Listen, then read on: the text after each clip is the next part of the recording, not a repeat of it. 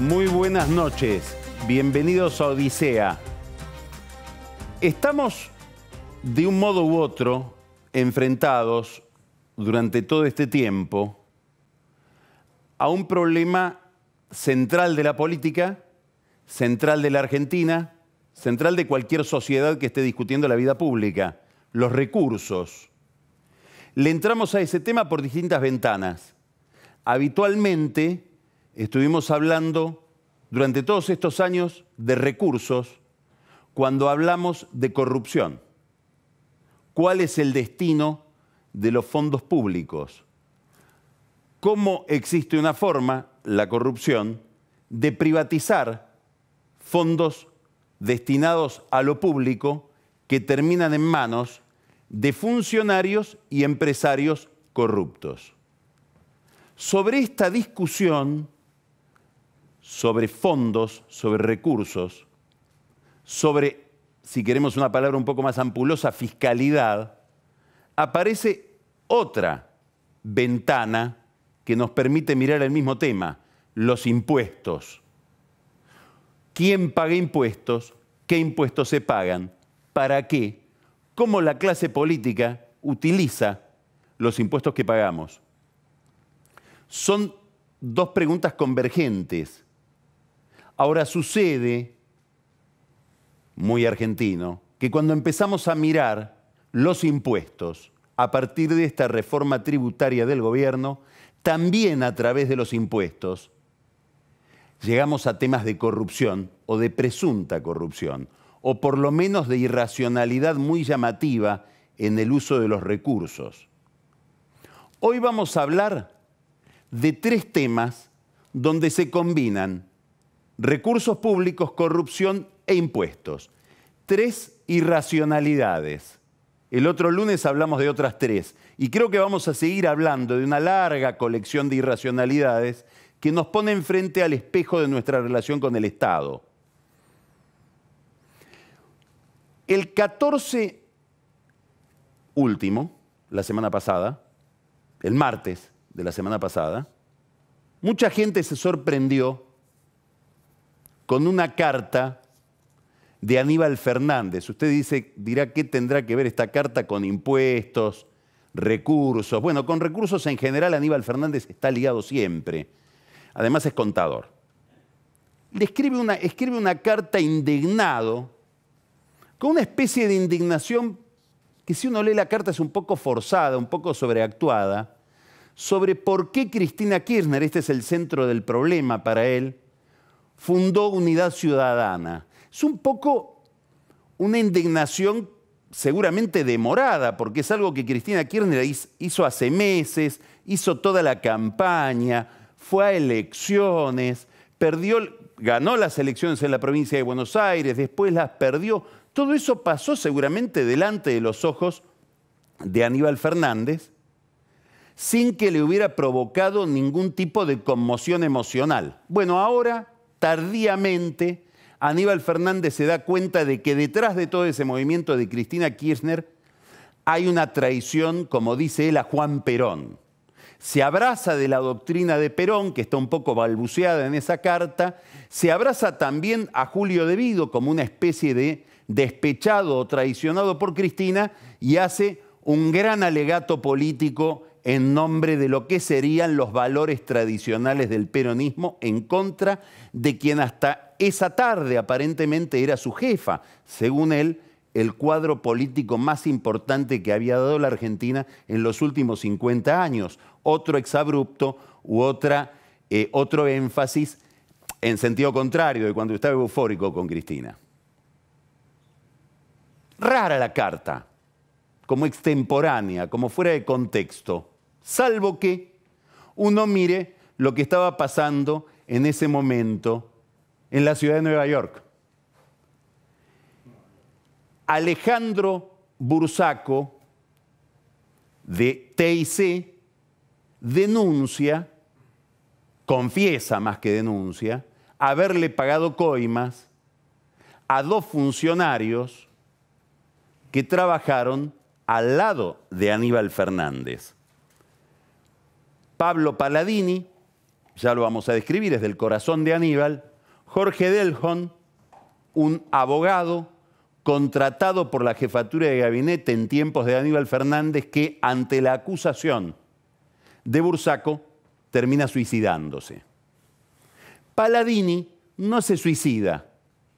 Ese mismo día dice que ni él ni su jefe, Aníbal, tienen nada que ver con la denuncia de Bursaco, que en realidad la que hablaba con Grondona, que era el destinatario final de todo este negocio, Julio Grondona, era Cristina Kirchner, Máximo Kirchner y Carlos Zanini, el secretario legal y técnico de la presidencia, que por primera vez, daría la impresión, aparece rosado en una de estas discusiones, causas, escándalos o crónicas policiales ligadas a la corrupción del kirchnerismo.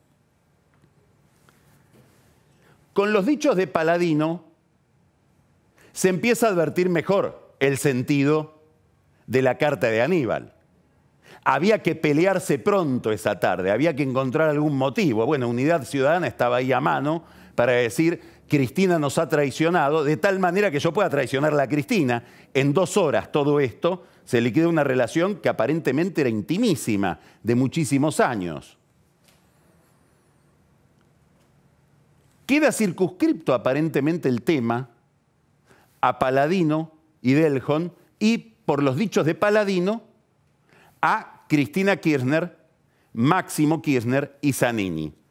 ¿Habrán tenido esas conversaciones Cristina Kirchner con Julio Grondona? ¿Habrá participado Máximo Kirchner en esas reuniones? Es muy difícil suponer que Cristina Kirchner no se benefició del dinero que se generaba con mecanismos corruptos debajo de ella. Es muy difícil pensar que de alguna de estas cajas no obtendría recursos. Bueno, ahí está la causa Otesur, donde se explica con bastante claridad, aunque la justicia todavía no puede decir la última palabra, que la obra pública que ella le concedía a algunos amigos, como Lázaro Báez, le llegaba después un retorno de eso a través de contrataciones fantasmagóricas en hoteles de la Patagonia que estaban llenos, aunque hubiera un volcán en erupción que impedía viajar hasta el lugar. Lo que es más raro pensar, dada la personalidad de Cristina Kirchner, es que ella estuviera en las manualidades de estas corruptelas, que estuviera ella hablando de plata con Grondona, hasta por razones tal vez no morales, pero sí psicológicas. Uno podría empezar a descartar esto, sobre todo cuando se empieza a ver cuáles eran las relaciones entre Grondona y Aníbal Fernández. En medio de ellos dos hay un personaje central, José Luis Meissner, también acusado en el escándalo de la FIFA, ligado a la AFA como una especie de hijo de Julio Grondona, alter ego de Aníbal en el Club Quilmes. Tanto que, siendo Aníbal presidente, él era vicepresidente, y cuando Aníbal pide licencia para poder ser jefe de gabinete, él se hace cargo de la presidencia. Esta relación de José Luis Meissner, que resiste en Buenos Aires sin ser extraditado por el caso FIFA a los Estados Unidos, esta relación de Meissner con Aníbal Fernández se extendió más allá de lo futbolístico, porque el hijo de Meissner, Andrés Meissner, fue el jefe del RENAR, es decir, del Registro Nacional de Armas, mientras Aníbal Fernández tenía peso, gravitación sobre el área de seguridad y el tema de las armas. Y esta vinculación entre Meissner, Fernández y el hijo de Meissner termina salpicándolo a Aníbal Fernández con el tema del triple crimen, porque en el RENAR actuaba Martín Lanata, uno de los acusados de ese triple crimen. De ahí llegamos rápidamente a la caracterización de la morsa, sobre la que todavía no podemos afirmar nada, porque presumiblemente haya habido otra morsa dentro del gobierno de Cristina, además de Aníbal, o en combinación con Aníbal. Lo cierto es que José Luis Meissner, como un hijo de Grondona, se reunía con Grondona y con Aníbal en un campo de Grondona en Bransen, y ellos sí hablaban de fútbol, hablaban de la FIFA, hablaban de Fútbol para Todos. Así nació el programa Fútbol para Todos. Y así quedó pegado Meissner a todo este escándalo de la FIFA. Tan pegado que hubo que cambiarle, bochornoso, ¿no?, el estadio de Quilmes llamaba José Luis Meissner, ahora vergonzosamente tuvieron que cambiar el nombre, se llama Estadio Centenario.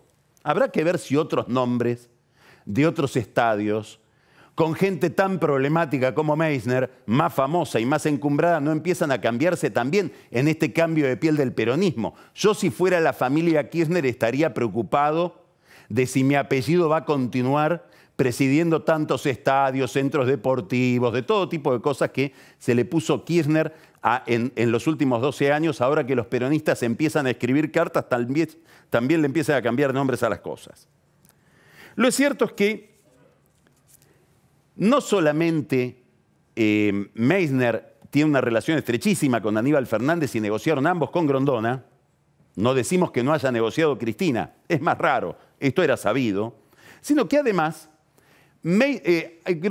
Aníbal es el que puso al frente de Fútbol para Todos a Paladino, el que esperó a que Aníbal escriba esa carta peleándose con Cristina para poder después denunciarla a Cristina, que hasta la mañana de ese día era la jefa de todos.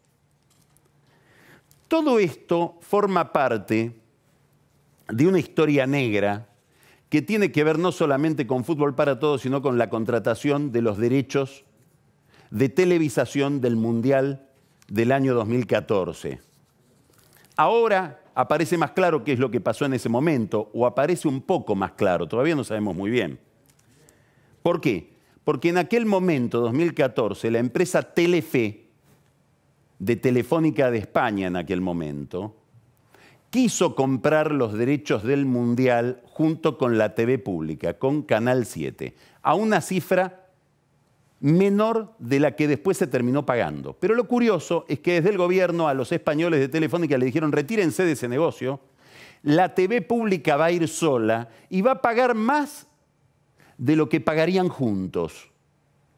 Curioso el negocio de la TV pública. Se negó a tener un socio y pagó más de lo que iban a pagar en conjunto con ese socio, 18 millones de dólares. Si uno tira de esta piola, empiezan a aparecer cosas rarísimas. Porque en ese mismo momento, YPF, la YPF del mago Miguel Galucho, al frente de cuya publicidad estaba Doris Capurro, hace un salto en los gastos de publicidad. Según los balances de la propia YPF, había gastado 182 millones en 2012, 265 millones de pesos en el 13, y en 2014 pasa de 265 a 710. Casi triplica el gasto de publicidad, y lo explica en los balances diciendo: esto es por el Mundial de Fútbol y porque nos hicimos cargo del auspicio de la selección nacional. Terminó pagando YPF el negocio que se hizo extrañamente en la jefatura de gabinete con la AFA y la FIFA por la televisación de los derechos del Mundial, con Bursaco en el medio, incógnita. Recursos, deporte, plata negra, descomposición vergonzosa del kirchnerismo, donde empiezan a denunciarse unos a otros a ver quién es más desleal, si el que acusa a la jefa o la jefa que los dejó a ellos del otro lado del Jordán, subiéndose al arca de Noé. Si es un arca de Noé, habrá que discutirlo mucho. Unidad Ciudadana. Segundo caso, que tiene que ver con deportes y recursos públicos. La reforma tributaria ha decidido que los fondos que se destinan al Ente Nacional de Alto Rendimiento Deportivo, ENARD, que es una entidad que se creó en el año 2010 para alentar los deportes de alto rendimiento que después tienen sus exhibiciones en las Olimpiadas, los recursos destinados a ese ente van a ser recaudados y contabilizados por el Estado. Son recursos de un impuesto que pagan todos los usuarios de telefonía celular. Uno dice: qué raro que no fuera así. ¿Cómo es que hay un impuesto que lo impone el Estado sobre los usuarios de telefonía celular y no lo contabiliza el Estado, no lo recauda el Estado y va a otro destino? Bueno, para entender esto hay que remontarse al año 2010. Durante el año 2010 había una gran disputa de poder y de negocios por Telecom. La familia Wertheim, a la que pertenece Gerardo Huerten, que es el presidente del Comité Olímpico Argentino, la familia Huerten tenía el 50% de Telecom, inicia una disputa con sus socios del otro 50%, los italianos de Telecom Italia, y para sacarlo seduce a Néstor Kirchner, quien empieza a armar distintos grupos de amigos a ver si se puede quedar él con el 50% de Telecom. Ahí convoca primero a un señor que se llama Ernesto Gutiérrez, que era gerente general de Aeropuertos Argentina 2000, Cristóbal López, que está en todos los asados, el propio Néstor, que habla con su mujer a ver si se podían usar recursos del ANSES para comprar ese 50% de Telecom. Cuando la Corte está por fallar a favor de los italianos, los Huerten traicionan, digámoslo de alguna manera, o dejan solo a Néstor y arreglan con los italianos para no perder su 50%.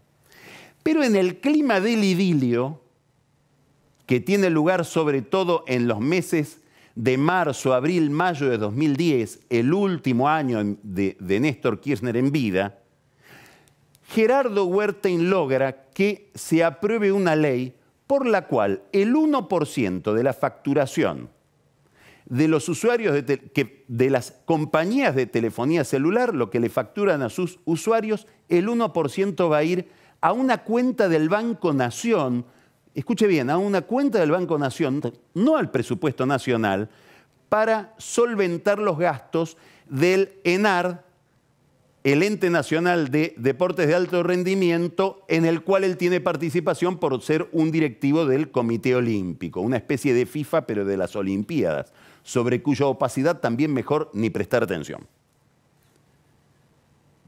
Preguntas miles. Fíjense la plata que entró ahí. En 2011, 585 millones de pesos. 2012, 611 millones de pesos. 2013, 635 millones de pesos en la cuenta del Banco Nación como si fuera una cuenta privada. 2014, 589. 15, 617 millones de pesos. 16, 576 millones de pesos. Preguntas.